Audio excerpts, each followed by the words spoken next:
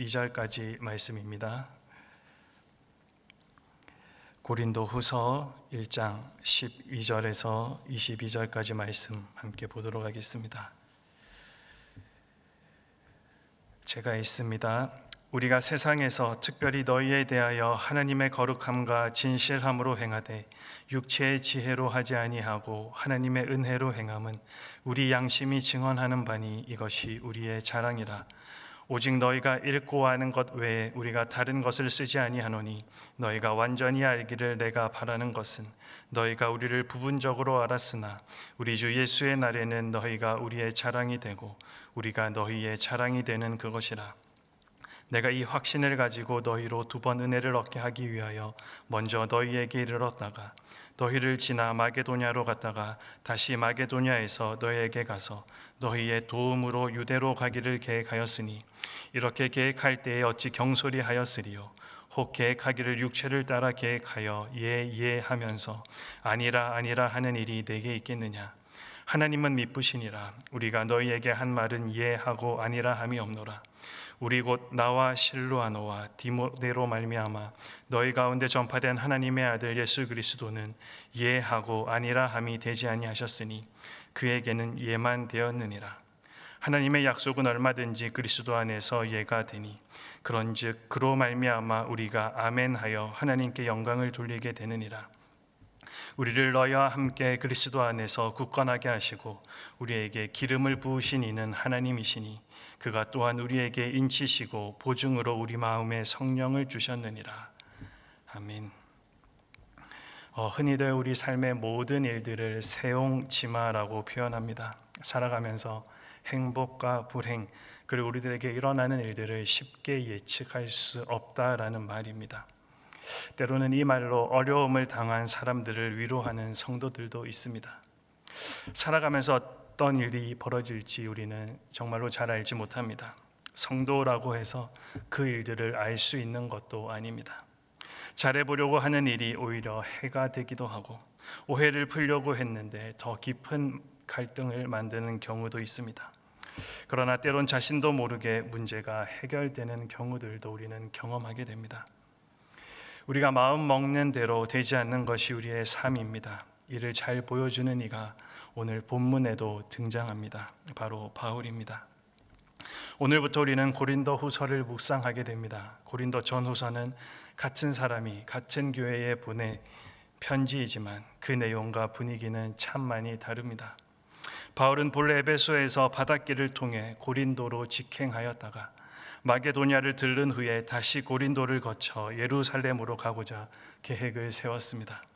그리고 이 계획을 지금은 전해지지 않는 고린도전서 이전에 기록했던 제1차 사도서신에 기록하여 고린도 교회에 보냈습니다.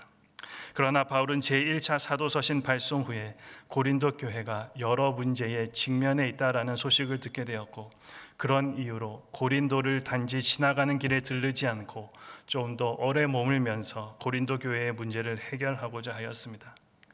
그래서 그는 본래의 여행 계획을 다시 변경하여서 에베소에서 마게도냐로 그리고 고린도로 예루살렘의 순서로 여행 계획을 다시 세웠고 그 사실을 고린도 전서 마지막 부분에 기록하여 통보하였습니다. 그런데 고린도전서의 발송에도 불구하고 고린도 교회의 형편은 나아지기는커녕 점점 더 악화되고 있었습니다. 그래서 바울은 그 일정을 다시 변경하여 에베소에서 고린도로 바로 달려가게 되었던 것입니다. 이 방문이 소위 근심의 방문이라 불리는 제2차 고린도 방문입니다.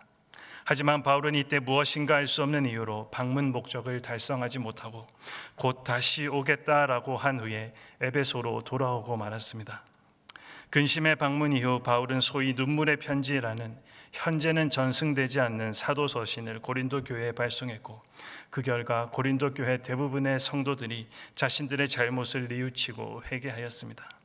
그러나 약속했던 재방문의 계획은 부득이 변경되고 말았던 것입니다.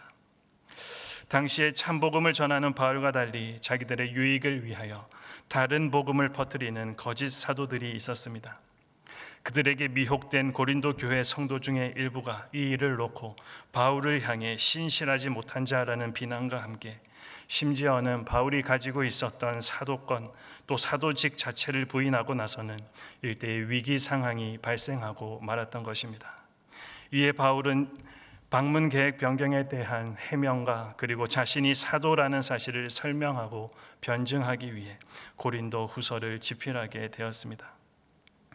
이런 모든 과정들을 볼 때 참 바울의 삶도 우리처럼 세용지마가 맞다 생각이 됩니다. 자신의 뜻대로 되는 일이 하나도 없는 것 같습니다. 길이 막히고 일이 계속 꼬여만 갑니다. 오해는 쌓여만 가고 아무도 자신을 믿어주는 사람이 없는 것처럼 보입니다. 여러분은 이러한 때에 어떻게 반응하십니까? 오늘 바울은 이러한 때에 어떻게 반응하였을까요? 일이 꼬이고 어긋나는 가운데서도 고린도 교인들을 바울은 다시 만나게 됩니다. 그리고 바울은 그들을 대할 때의 마음을 먼저 오늘 편지에서 표현하고 있습니다. 12절입니다. 우리가 세상에서 특별히 너희에 대하여 하나님의 거룩함과 진실함으로 행하되 육체의 지혜로 하지 아니하고 하나님의 은혜로 행함은 우리 양심이 증언하는 바니 이것이 우리의 자랑이라. 하나님의 거룩함과 진실함, 즉 그 마음에 어떠한 간교나 속임이 없이 하나님께서 그들의 자녀를 대하듯이 거룩함과 진실함으로 하였다라고 말하고 있습니다. 육체의 지혜로 하지 아니하였다라고 말하고 있는 것은 어떤 이권이나 보수를 바라는 마음에서 하지 않았다라는 자신의 마음을 드러내고 있습니다. 그리고 오직 하나님의 은혜로 고린도 교인들을 대하였다. 그는 자신의 마음을 글로 표현하고 있습니다. 바울은 자신의 욕심이나 자신의 지혜로 움직이지 아니하고 하나님의 은혜와 인도하심을 따라 움직일 뿐이라는 것을 강조하고 있는 표현입니다. 바울은 다른 이들로부터 오해를 받고 비난을 받는 가운데서도 마지막 판단을 주님께 맡겨두고 있음을 우리는 발견하게 됩니다. 우리는 오해받고 억울할 때 참 할 수 있는 것들이 없습니다. 정말 억울해서 호소했는데 오히려 나의 상처만 더 커져가는 경우들이 있습니다. 그리고 그 억울함 때문에 우리는 마음 아파합니다. 그러나 바울은 오늘날 우리들이 보여주는 것과는 다른 모습을 보여주고 있습니다. 오늘 우리도 이러한 하나님의 은혜 안에 살아가는 신앙이 필요하겠습니다. 이 믿음은 자신에 대한 오해나 욕이 있다라고 할지라도 그 마지막 판단을 주님께 맡겨두고 살 수 있게 하기 때문입니다. 자신의 지혜가 아니라 오직 하나님의 은혜로 일을 하는 것, 바울은 이것이 바로 자신의 자랑이라고 말했습니다. 그러면서 17절에 이렇게 계획할 때에 어찌 경솔히 하였으리요 혹 계획하기를 육체를 따라 계획하여 예하면서 아니라 하는 일이 내게 있겠느냐라고 반문하고 있습니다. 이것은 자신이 15절과 16절에 설명한 여행 계획을 세운 것이 육체 곧 자신이 편리한 대로 이랬다 저랬다 변경한 것이 아님을 말하고 있는 것입니다. 그렇다면 계획을 변경할 수밖에 없었던 이유가 무엇입니까? 바울은 자신의 행동 근거를 다음 구절에서 분명하게 밝히고 있습니다. 18절 말씀입니다. 하나님은 미쁘시니라 우리가 너희에게 한 말은 예하고 아니라 함이 없노라. 미쁘시다라는 말은 믿음이 많다, 믿을만하다, 신실하다라는 뜻입니다.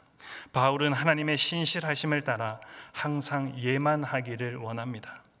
그가 지금 고린도 교회를 2번 방문할 계획을 변경해야 함은 어떤 육체적 소욕을 따라 행함도 또 그가 신실하지 못해서 변덕스러운 사람이기 때문이 아니라 다만 하나님의 또 다른 계획하심을 이루기 위해서 변경할 수밖에 없었다라는 표현입니다.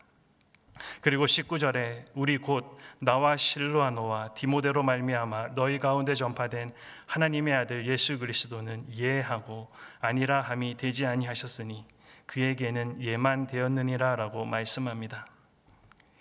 예수 그리스도는 하나님의 말씀에 순종하되 죽기까지 예로서 그리하였습니다. 죽음을 맞이하는 예수님의 인간적인 심정은 참으로 다른 방법이 있으면 그 다른 방법으로 하나님 아버지께서 구원을 이루시기를 바랬습니다. 그러나 그 죽음의 잔을 마시는 것이 그의 몫이었기에 아버지의 뜻대로 예로서 그 잔을 마셨습니다. 바울 또한 그가 전한 예수 그리스도의 삶을 본받아 항상 하나님 앞에서 예가 되기를 원한다, 이 편지에 적고 있습니다. 고린도 지방을 2번 방문하는 것이 그의 원함이었지만 그보다 더 크신 하나님의 뜻이 그에게 보였기 때문입니다. 그래서 바울은 그 뜻을 따라야 하는 그의 행동, 즉 계획의 변경을 고린도 교인들이 순수하게 이해하고 받아들여 주기를 바라고 있습니다. 하지만 현실은 이러한 바울의 바람과는 달리 일이 계속해서 꼬여서 그를 반대하는 반대파들에 의해서 비난을 받고 있을 뿐입니다. 그럼에도 불구하고 바울이 버텨낼 수 있는 것은 바로 이것 때문입니다. 20절 말씀을 우리 다 함께 한번 읽어보겠습니다.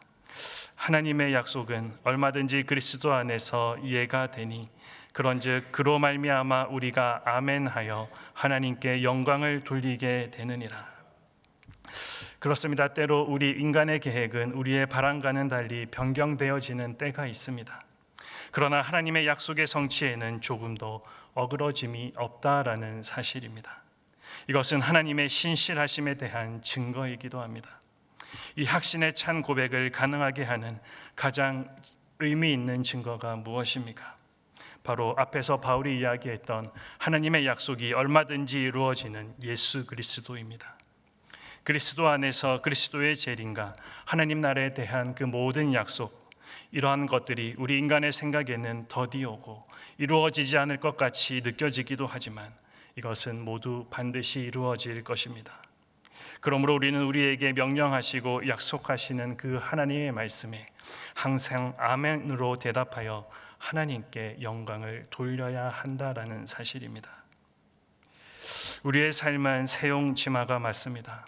참내 계획과 생각대로 호락호락되지 않음을 우리는 자주 깨닫게 됩니다. 자식도 사업도 모든 세상 일에 대해서 내 뜻대로 안 된다라는 것을 우리는 알게 됩니다. 그렇다고 우리가 삶을 사는 기준이 없다라는 것은 아닙니다. 삶에는 분명한 기준이 있습니다. 오늘 바울은 그 기준을 우리들에게 소개해 주었습니다. 바로 하나님의 말씀입니다. 하나님 아버지를 향한 예수님의 순종의 모습을 우리는 닮아야 합니다.